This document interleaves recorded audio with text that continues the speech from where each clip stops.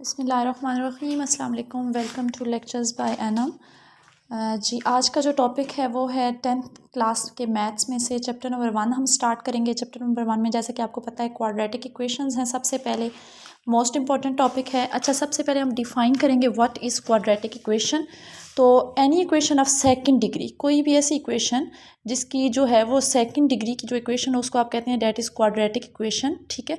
और quadratic equation जो है वो आपके पास होती है वेरिएबल एक्स में, ठीक है। यानी इसमें जो आपके पास वेरिएबल होता है, जो हम वेरिएबल यूज़ करते हैं वो एक्स होता है, ठीक है। मैं जैसे आपको एग्जांपल दे देती हूँ, ये हमारे पास है A X square plus B X plus C that is equal to zero. तो ये जो आपके पास इक्वेशन है दिस इज़ एन एग्जांपल और फॉर्म ऑफ क्वाड्रेटिक इक्वेशन, ठीक है। यहाँ पे हमारे पास जो ए है वो ज़ीरो नहीं हो सकता, यानी A can not be equal to zero. और अगर हम बात करें ए और बी की तो वो दोनों रियल नंबर्स के साथ बिलोंग करते हैं, ठीक है। यानी रियल नंबर्स होते हैं ए बी और पी बी। और सेकंड आपने चीज़ याद रखनी है हमेशा कि ए कभी ज़ीरो नहीं हो सकता, ठीक है जी। उसके बाद हम बात करेंगे जर्नल या स्टैंडर्ड फॉर्म की। तो ये जो मैंने आपको ऊपर लिख के दिखाया है that is A X square plus B X plus C, ये आपके पास जो है ये स्टैंडर्ड फॉर्म है या फिर ये जर्नल फॉर्म है आपके पास क्वाड्रेटिक इक्वेशन की, ठीक है जी। उसके बाद यहाँ पर अगर आप देखें ए एक्स स्क्वेयर है, बी एक्स है और सी है, तो ए एक्स स्क्वेयर, ए बी और सी ये तीनों आपके पास क्या होते हैं, कॉन्स्टेंट्स होते हैं, रियल नंबर्स होते हैं जैसे, ठीक है। अब यहाँ पे मैं एग्जांपल आपको अगर दूँ x square minus 7x plus 6, तो ये आपके पास quadratic equation equal to zero, ठीक है। अब ए यहाँ पर क्या है जी, 1 है, एक्स स्क्वेयर के साथ जो टर्म है वो हमेशा ए होती है। बी के साथ अगर बी की अगर मैं बात करूँ तो डैट इज़ -7 एंड सी की अगर मैं बात करूँ तो दिस इज 6। अच्छा, यहाँ पे एक चीज़ आप मेंशन कर लीजिएगा, x square minus 7x plus 6 is equal to zero. Equal का साइन जो है वो मस्ट है आपके पास इक्वेशन के लिए। दूसरी अगर मैं आपको एग्जांपल दूँ तो this is 3x square plus 4x is equal to 5। लेकिन यहाँ पे आपके पास इन दोनों इक्वेशन हैं, ये दोनों क्वाड्रेटिक इक्वेशंस। लेकिन अगर मैं सेकंड इक्वेशन की बात करूँ तो सेकंड इक्वेशन जो है ये आपके पास स्टैंडर्ड फॉर्म में नहीं है, ठीक है। यानी आपके पास इक्वेशन जो है वो A X square plus B X plus C is equal to zero इसी फॉर्म में होनी चाहिए। हाँ, अगर मैं अब इसमें से 5 को ले जाती हूँ बैक साइड पे, इज इक्वल टू कर देती हूँ ज़ीरो, तो ये आपके पास स्टैंडर्ड इक्वेशन बन जाएगी। अदरवाइज आपके पास फर्स्ट वाली इक्वेशन स्टैंडर्ड फॉर्म में है, सेकंड वाली जो है वो that is not in standard form, ठीक है जी।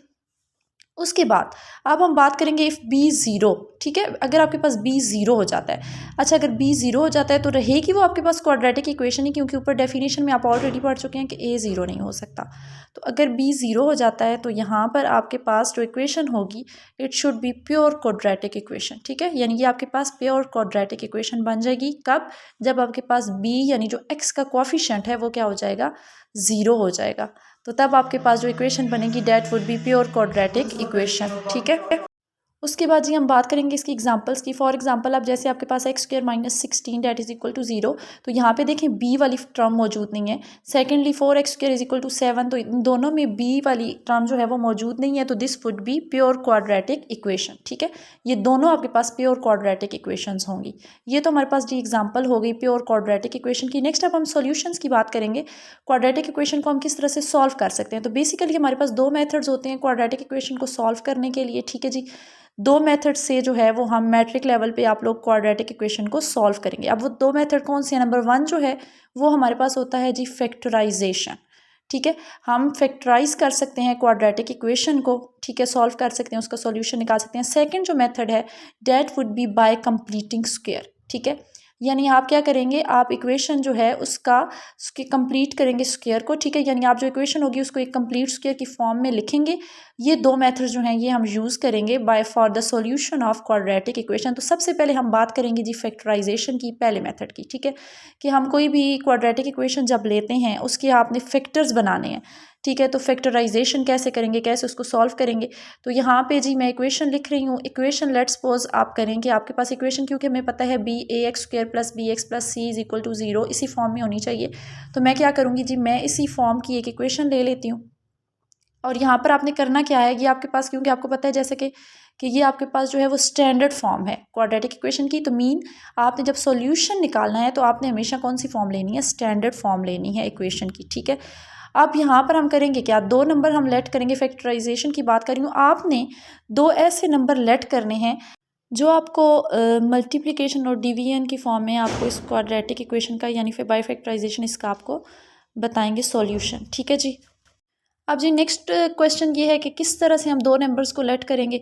तो सबसे पहले इक्वेशन 1 के लिए आप दो नंबर्स ऐसे लेट करेंगे जिनको अगर आप सम करें तो आपके पास हमेशा वो b के इक्वल आए, यानी x का कोएफिशिएंट जो आपके पास है b उसके इक्वल आए, और अगर आप उसको मल्टीप्लाई करें तो उसका प्रोडक्ट और a और c को अगर आप मल्टीप्लाई करेंगे वन इक्वेशन में, उसका प्रोडक्ट एक जैसा आना चाहिए। ठीक है जी। अब यहाँ पे a² plus B X plus c जो है वो हमारे पास है गिवन इक्वेशन। ठीक है, इस इक्वेशन की मैं बात कर रही हूँ। तो अब हम इसको क्या करेंगे, इसको हम टू लीनियर फैक्टर्स में कन्वर्ट करेंगे, तो उसको हम कहेंगे दिस इज फैक्टराइजेशन। यानी बेसिकली आपके पास जो आंसर आएगा फैक्टराइजेशन के थ्रू, तो आपके पास दो लीनियर फैक्टर्स आ जाएंगे। अब हम कोई एग्जांपल ले लेते हैं, मैं एग्जांपल ले लेती हूँ आपकी मैट्रिक की टेक्स्ट बुक से ही। तो हमारे पास एग्जांपल है डेट इज़ 3x²। ठीक है, पहली टर्म हम लेंगे -7x -2 इज इक्वल टू 0। अब यहाँ पे देखें 3 -7 और 20 ये तीनों रिस्पेक्टिवली वैल्यूज़ हैं a b और c की। जैसे कि मैं आपको ऑलरेडी बता चुकी हूँ a b c की वैल्यूज़ लिखने के बाद कि आपने दो ऐसे नंबर्स लेने हैं जिनको प्लस करें तो b आए, यानी -7 आए यहाँ पे, और जिनको आप मल्टीप्लाई करेंगी तो आपके पास वही प्रोडक्ट आए जो a और c को करने से आता है। ठीक है जी। तो अब हम जी सबसे पहले प्रोडक्ट ले लेते हैं। लेट्स सपोज मुझे अब क्या चाहिए, मुझे यहाँ पर चाहिए 20 और मल्टीप्लाइड बाई 3 -20 है सॉरी। तो 20 और 3 को मैं मल्टीप्लाई करूँ तो मेरे पास आता है जी 60 -60। अब मुझे ऐसा नंबर चाहिए था जो मैं मल्टीप्लाई करूँ तो मेरे पास उसका भी रिजल्ट 60 आए। तो that number would be the product that is equal to -60। ठीक है, तो R मल्टीप्लाइड बाई एस हमारे पास ऐसे नंबर होंगे जिनको हम मल्टीप्लाई करेंगे तो हमारे पास जो रिजल्ट होगा वो -60 आएगा। तो मैंने एक नंबर ले लिया -12। अच्छा, इसके साथ दूसरी चीज़ आपने 7 का भी ध्यान रखना है कि आप जब उसको सम करें तो आपके पास -7 ही आना चाहिए, और मल्टीप्लाई करेंगे तो -60 ही आना चाहिए। तो मैंने एक नंबर लिया 12, दूसरा 5। अब -12 प्लस 5 को अगर आप मल्टीप्लाई करें तो आपके पास ये वही आंसर देगा। इसी तरह -12 प्लस 5 इसको ऐड करेंगे तो -7 देगा। मल्टीप्लाई करने पर ये आपको देगा -60। इट मीन्स मुझे वो दो नंबर्स मिल गए हैं जिनको सम करने से मेरे पास b आएगा यानी -7, और जिनको मल्टीप्लाई करने पर मेरे पास AC आ जाएगा यानी -60। ठीक है, एक नंबर को मैंने -12 कह दिया, दूसरे नंबर को मैंने कह दिया 5। ठीक है, अब हम क्या करेंगे, अब हम यहाँ पे इनको सब्सिट्यूट करेंगे। 3x², अब यहाँ पे -7x मैंने लिखना है तो वो मैं लिखूंगी -12x प्लस 5x, क्योंकि आपने r प्लस s को सम करके b की जगह लिखना है, और मल्टीप्लाई में मेरे पास आगे -20 एज इट इज़ आ जाएगा। अब क्या करेंगे, इस इक्वेशन को सिंप्लीफाई कर लेंगे हम फैक्टर्स बनाने के बाद। अब यहाँ पे देखें पहली दो टर्म्स में आपके पास 3 और x दोनों कॉमन आ सकते हैं, दोनों इसके फैक्टर्स हैं, तो अंदर आपके पास आ जाएगा x -4 प्लस नेक्स्ट दो टर्म्स में से 5 आप ओनली कॉमन ले सकते हैं, x नहीं ले सकते क्योंकि एक टर्म में मौजूद है 20 जो है वो 5 का मल्टीपल है, तो x माइनस यहाँ पर आपके पास आ जाएगा 4 डेट इज इक्वल टू 0। अब उसके बाद आप क्या करेंगे, x -4 को हमने ले लिया कॉमन, पीछे आपके पास रह गया 3x प्लस 5। तो ये मेरे पास दोनों टर्म्स जो हैं वो आपके पास इक्वल आ गई 0 के। अब यहाँ पर हमने क्या किया, हमने एक दफ़ा x -4 को लेट किया इक्वल टू 0, एक दफ़ा 3x प्लस 5 को हमने 0 के इक्वल रख लिया।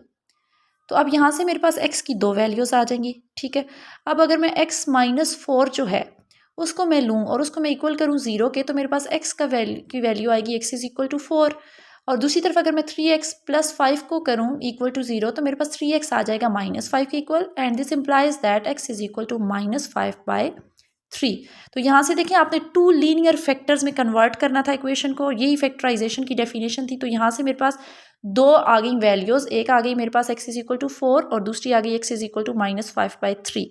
अच्छा, अब लास्ट पे जो काम आपने करना है, मोस्टली स्टूडेंट्स जो हैं वो छोड़ देते हैं ये चीज़, x की वैल्यू निकाल के यहाँ पे स्टॉप कर देते हैं। तो आपने लास्ट पे इसका सॉल्यूशन सेट लिखना है। सॉल्यूशन सेट क्या होता है, x की जो आपके पास दो वैल्यूज़ आ रही हैं, तो पहली वैल्यू मेरे पास है 4, दूसरी हमारे पास क्या है -5/3। अगर मैं इसको इन टर्म्स ऑफ ऑर्डर लिखूंगी, ये तो मेरे पास सॉल्यूशन सेट हो गया। तो मुझे पता है कि -5/3 इज़ लेस देन 4, तो छोटी वैल्यू को मैंने पहले लिख लिया -5/3 और दूसरी वैल्यू मेरे पास क्या आ गई 4। तो ये हमारे पास था जी solution of quadratic equation using factorization। ठीक है, you can write it the solution by factorization। ठीक है, ध्यान आपने ये रखना है कि आपके पास क्वाड्रेटिक इक्वेशन ही होनी चाहिए।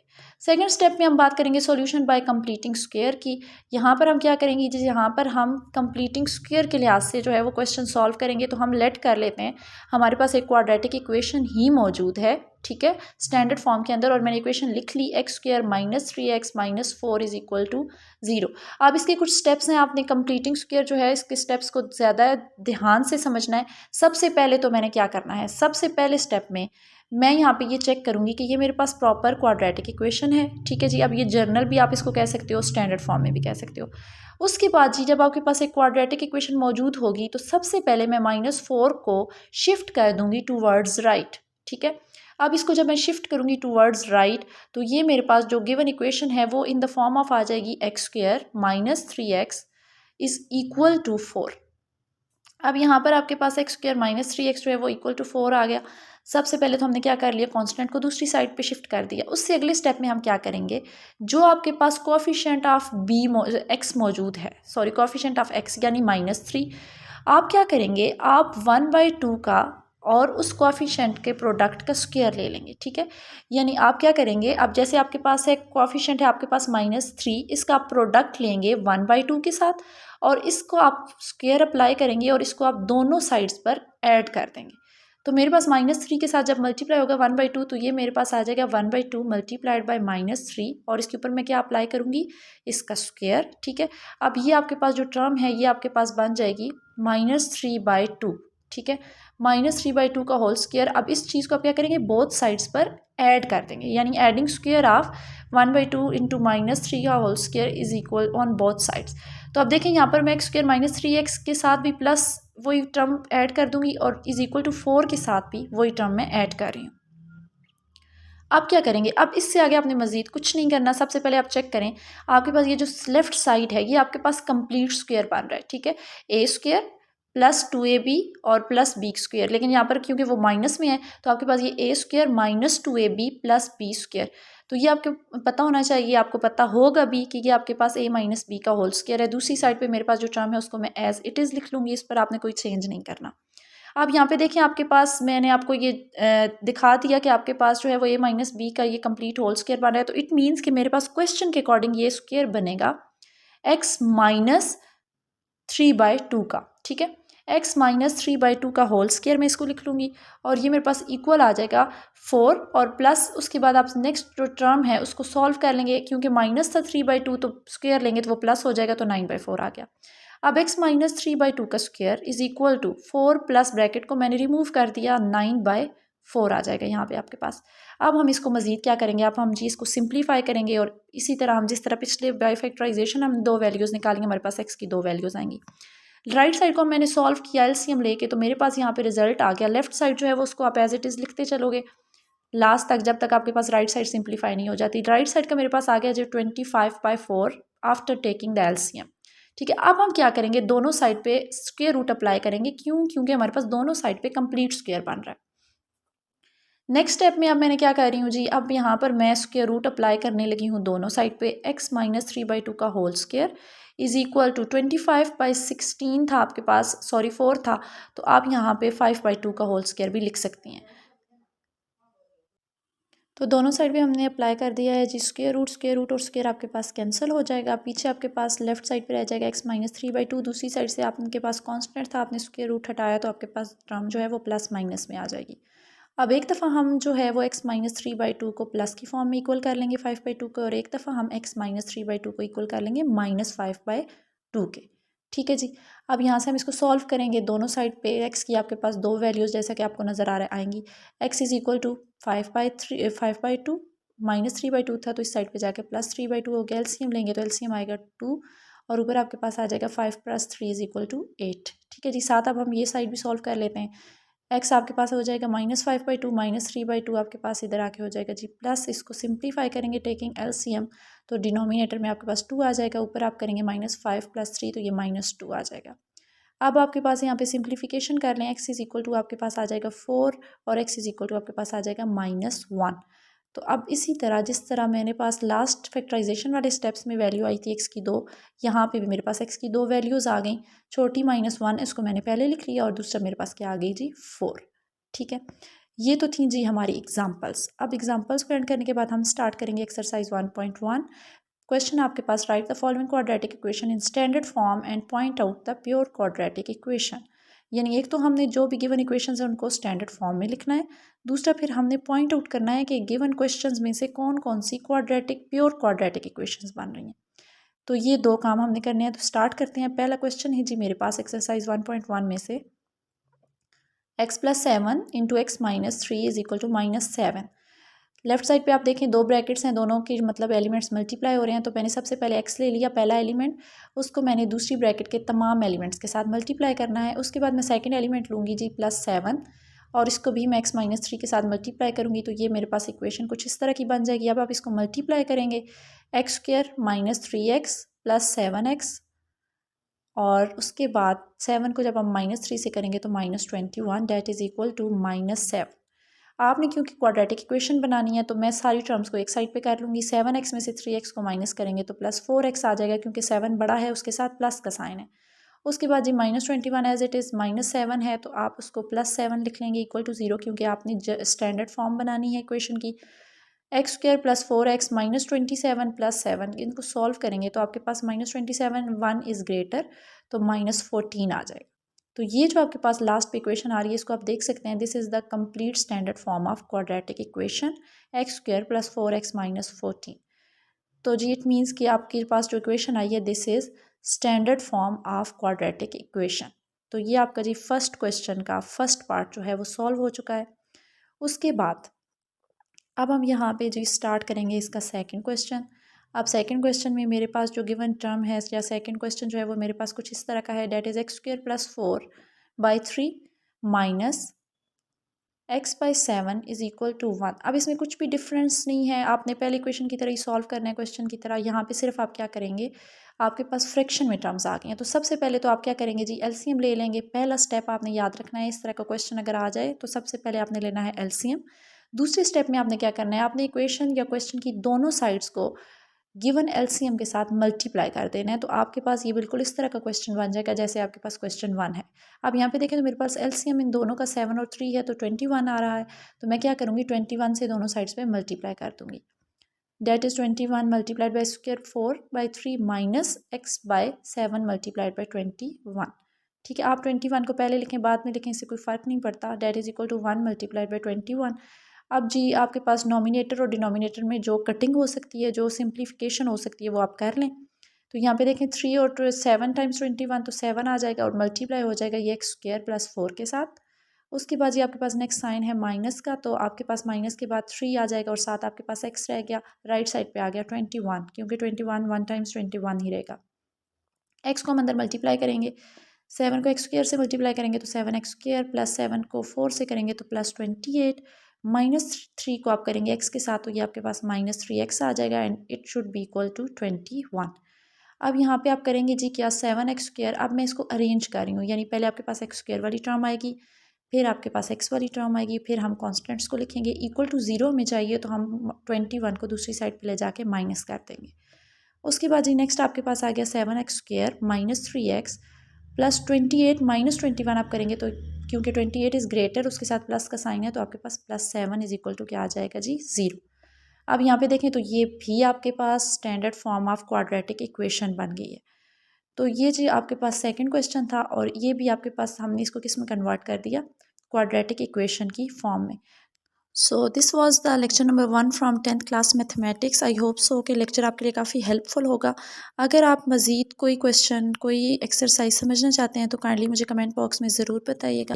और अगर मेथड आपको अच्छा लगा हो, आपको समझ आया हो तो ज़रूर शेयर कीजिएगा अपने फ्रेंड्स के साथ। Thanks for watching. अल्लाह हाफिज़।